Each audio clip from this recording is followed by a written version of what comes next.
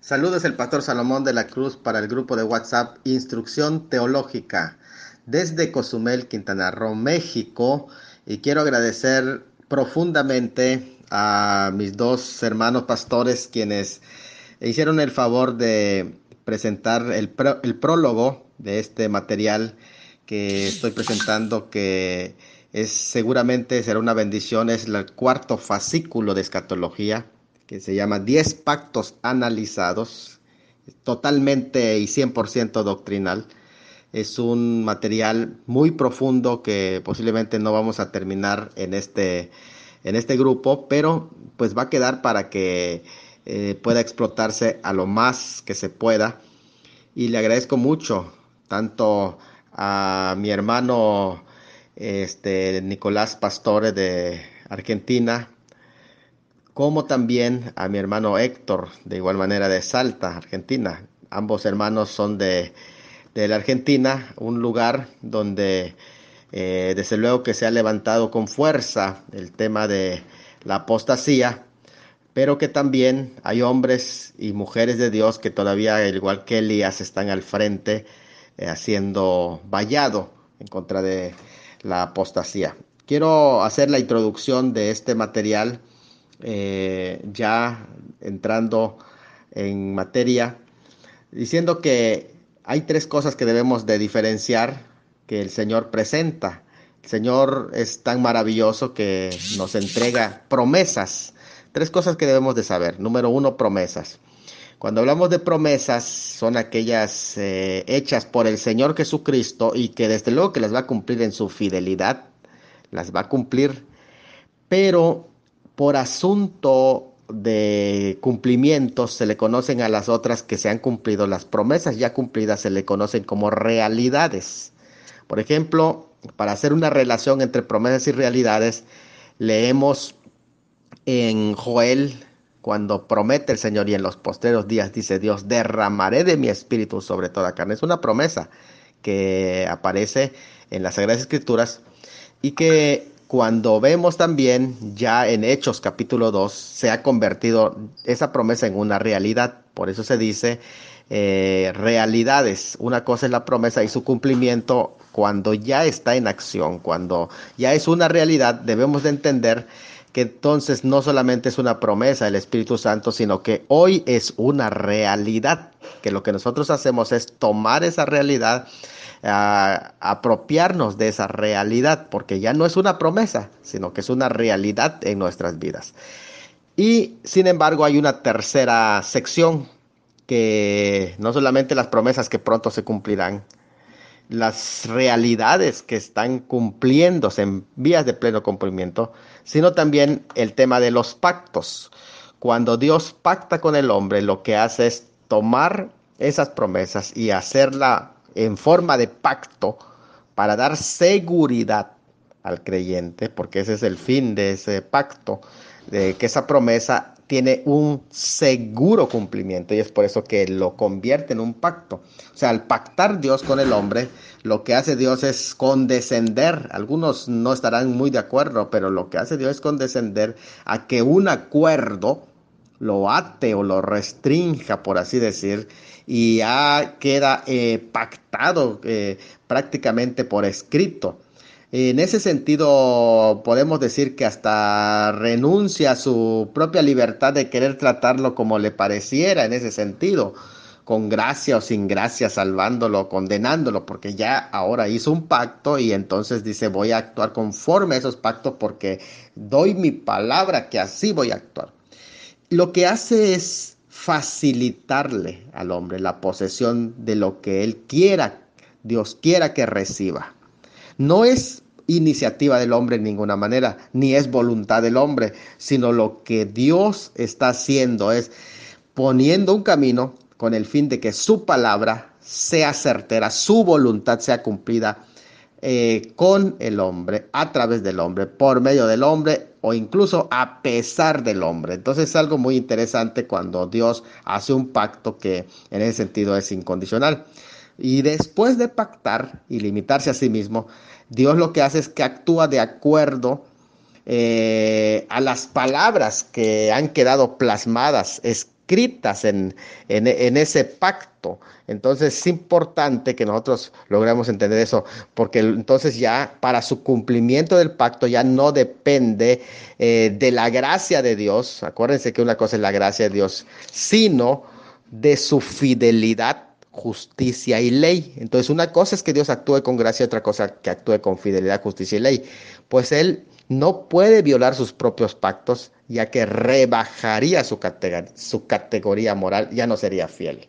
Ahora, a todo esto, ¿cuáles son los propósitos que Dios tiene al pactar con el hombre? O sea, ¿por qué razón? ¿Qué lo lleva a pactar con el hombre? Bueno, encontramos algunos propósitos de los pactos. En primer lugar, al pactar lo que Dios hace es informar al hombre cuáles son sus intenciones, cuáles son sus pensamientos, sus propósitos del mismo corazón de Dios. O sea, lo que Él está haciendo es revelándose al hombre, descorriendo el velo de lo que hay en el interior de Dios, en las intenciones de Dios, para que el hombre pueda recibir una comprensión de las buenas disposiciones de Dios. Es decir, que Dios se acerca al hombre y le dice, traigo buenas intenciones y estas son mis razones. Lo segundo que hace Dios al pactar, eso es interesante, es aumentar la fe del hombre, porque no solamente le da una promesa y cumplimientos en realidades, sino que ahora al pactar con el hombre lo que hace es aumentar la fe del hombre, completando aquello que queda insuficiente con una sola promesa y le afirma de una manera categórica, de una manera total, de que va a tener cumplimiento tanto como que soy Dios. Eso es lo que le está diciendo cuando pacta. Y en tercer lugar, lo que hace es que al pactar lo que está haciendo es dar al hombre seguridad de que al orar le pida que cumpla cuando ha dicho en su pacto. Y por eso constantemente lo vemos en las oraciones de los salmos, acuérdate de tu pacto. Y siempre, o sea, hay una referencia en tu oración con respecto al pacto. Y entonces su fe es motivada para decir, hay algo más seguro, no solamente su promesa, sino que ha pactado. Y en el estudio de Hebreos 6, del versículo 13 al 18, así nos los hace ver muy claramente. Entonces, lo que motiva a Dios a pactar con el hombre, ¿qué cosa es? Al inicio, ¿saben qué es lo que le motiva? No hay ninguna obligación anterior, más que su pura gracia. Y cuando lo hace, eso es algo que nos debe de llamar la atención. Lo hace cuando el hombre se encuentra encerrado, se encuentra acorralado. Cuando el hombre se encuentra con temor, con duda, con lucha, con necesidad. Y cuando ya no encuentra salida ni esperanza, es cuando es que pacta con el hombre. Bueno, vamos entonces entrando al tema del pacto. La palabra hebrea, berit, que es para pacto, ocurre 285 veces en el Antiguo Testamento, pero la palabra griega diateque, 33 veces en el Nuevo Testamento.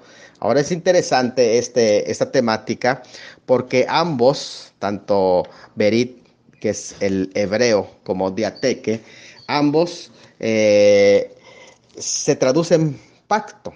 Ahora, me llama mucho la atención al término griego, que se traduce del hebreo, berit, no se traduce la palabra pacto, que es sintek, que es pacto con, sino que la palabra berit es traducida al griego por diateque, que quiere decir pacto por medio de. Entonces, cuando hablamos del pacto, no estamos hablando más que pacto, por ejemplo, con Noé, pacto con Moisés, pacto con Abraham, no, sino es pacto por medio de Moisés, por medio de Abraham, pero también incluye el elemento del medio, es decir, del elemento que se usa para la confirmación del pacto, no solamente a la persona del pacto, sino la confirmación, el elemento que se usa, por ejemplo, pacto por medio de sangre.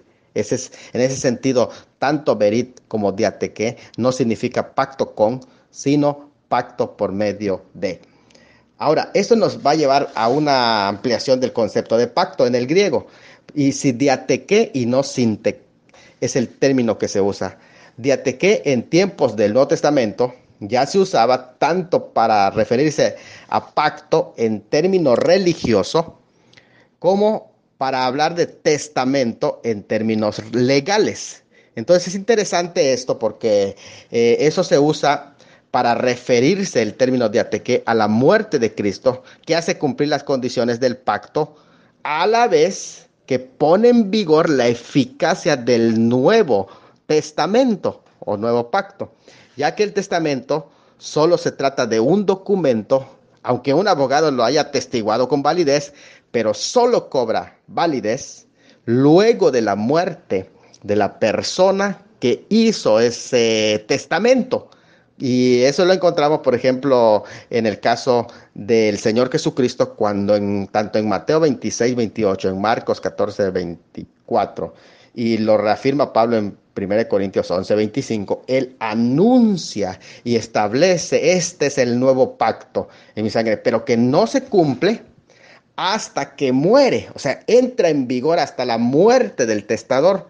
Por eso es que Hebreos 8, 7 al 13, Hebreos 9, 15 al 22 y estudios de Hebreos 10, 15 al 18 son importantes para que entendamos que desde el punto de vista del Padre es un pacto que se hizo desde el Antiguo Testamento, en tanto desde la perspectiva del Hijo es un testamento.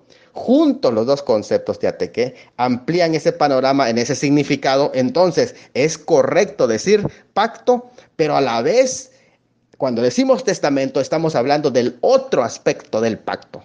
Es interesante. Vamos, los orientales solemnizaban un pacto pasando entre las partes de la víctima, cortada en dos mitades. Por eso decimos pacto por medio de. Esta se usa para indicar la relación y noción, y es realmente un convenio.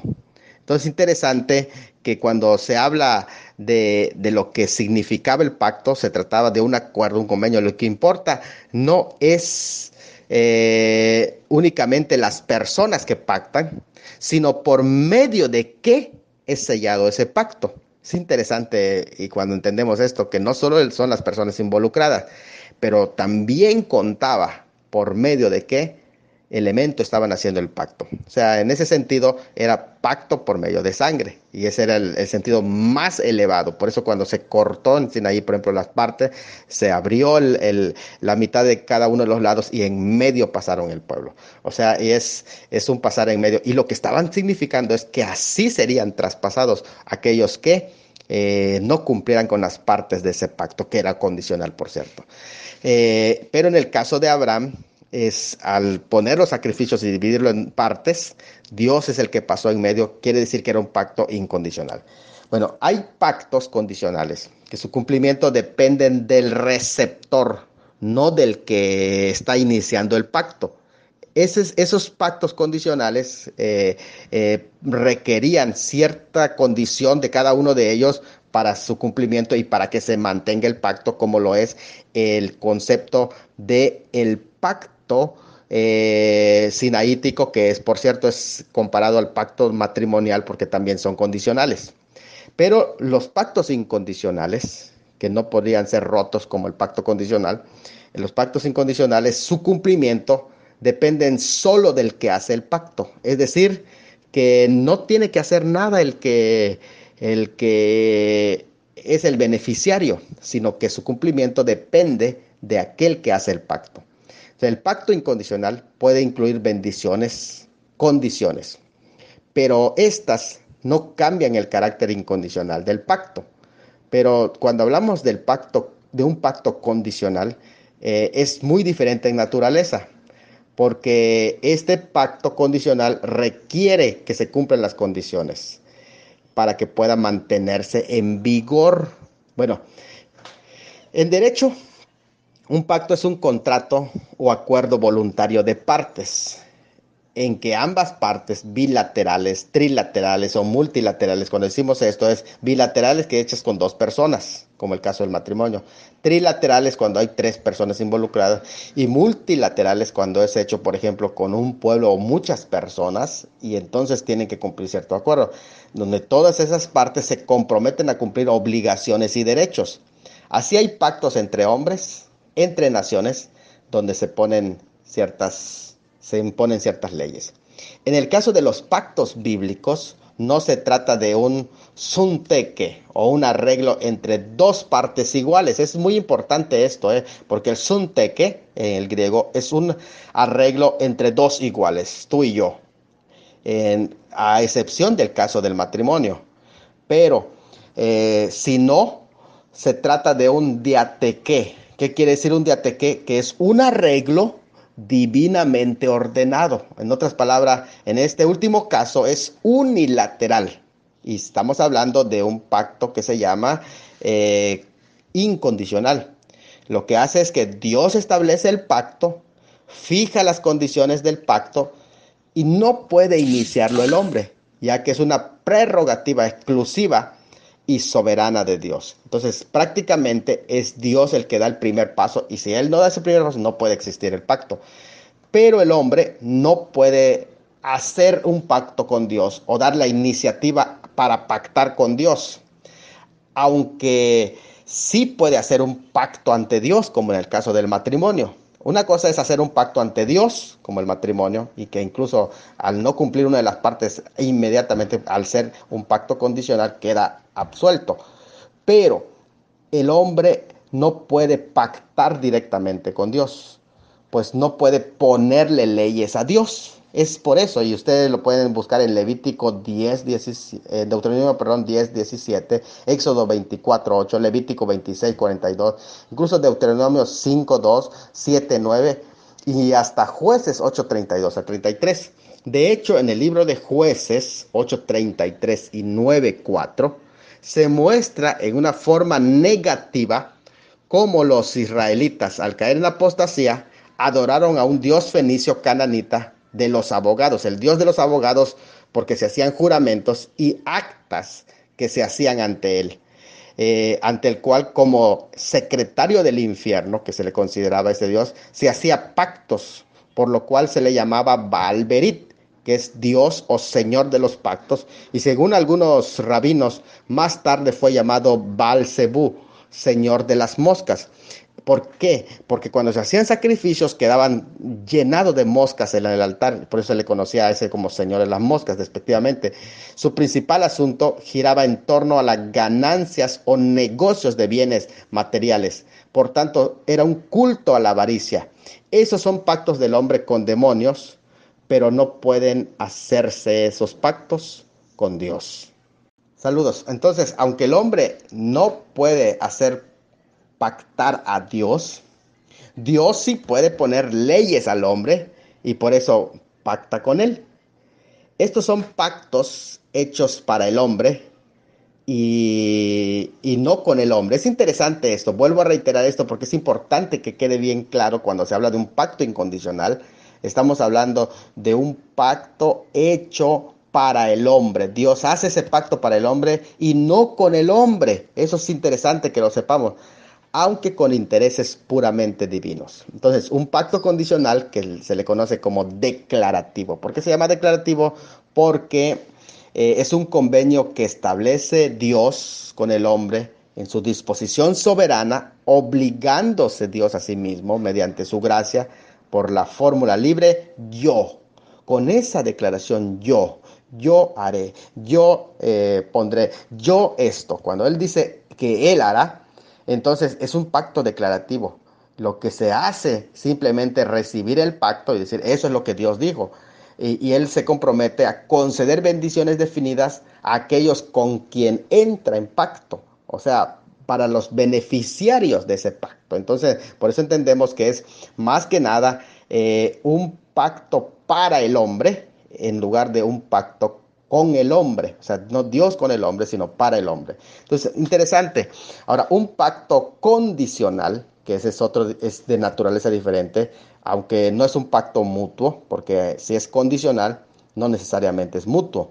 Es un convenio que Dios establece para el hombre, o con el hombre, donde le pone una promesa mediante la fórmula contingente si tú hicieras esto, si tú permanecieras en esto, si anduvieras en esto.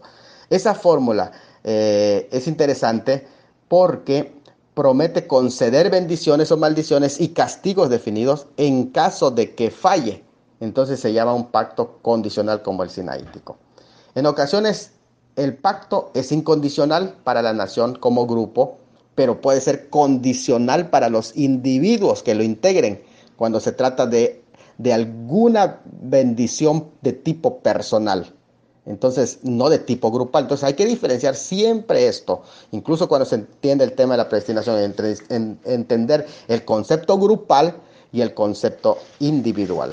Estudiaremos, pues, los pactos, no solamente porque muestran el propósito divino, declaran las dádivas divinas, sino que contienen muchas implicaciones escatológicas, que eso es lo que a nosotros en este estudio y en esta serie de escatología nos interesa.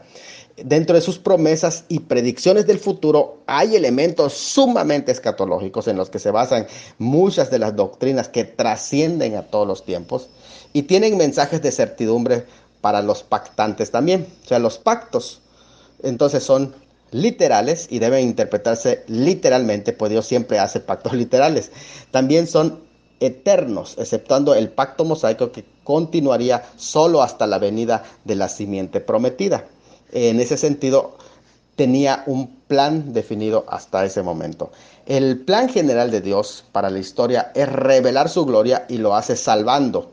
Por eso es que vamos a analizar exhaustivamente los pactos soteriológicos, que así se le llaman, pero que ya nosotros lo hacemos entre un signo de interrogación, porque necesitamos saber si realmente son válidos esos pactos que le llaman soteriológicos o no se trata de pactos, sino de simples planes. Entonces vamos a ver en qué consiste.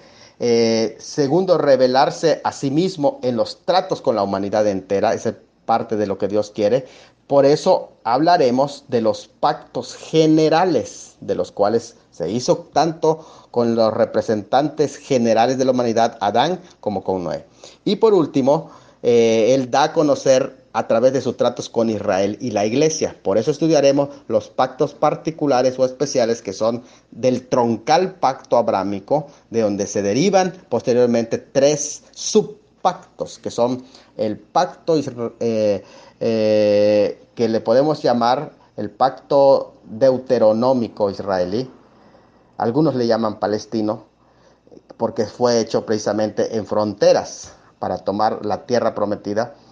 Aunque nosotros preferimos el término deuteronómico israelí, no voy a explicar la razón por la que no usamos ese concepto de Palestina, aunque los historiadores fueron muy influenciados con ese concepto y entienden de qué se trata. Segundo, asignaremos el estudio al otro pacto, que es el davídico, y el tercero al nuevo pacto. Entonces, pues los nombres de los pactos no son de mucha importancia, solo los asignamos para distinguir a cada uno de los otros, pero bueno, es un momento para entrar a ese estudio. Dios los bendiga.